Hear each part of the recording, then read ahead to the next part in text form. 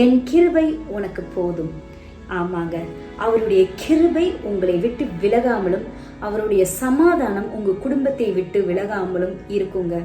அதனாலதான் இந்த வார்த்தையை உங்களை பார்த்து நான் சொல்றேன், என் கிருபை உனக்கு போதும் அப்படின்னு உங்களை பார்த்து இயேசு சொல்றாருங்க. இன்றைக்கும் நீங்க பலவிதமான போராட்டங்கள்ல, பிரச்சனைகள்ல, வியாதிகள்ல, வறுமையில, இதனையில, கஷ்டங்கள்ல, எந்த சிச்சுவேஷன்ல வேணாலும் நீங்க இருக்கலாங்க. இல்ல எனக்கு தூக்கம் இல்லாம கஷ்டப்படுறேன்னு கூட நீங்க இருக்கலாங்க. இன்றைக்கு உங்களை பார்த்து சொல்கிறார், என் கிருபை உனக்கு போதும், என் சமாதானம் உன் மேல் எப்பொழுதும் இருக்கும் அப்படின்ட்டு.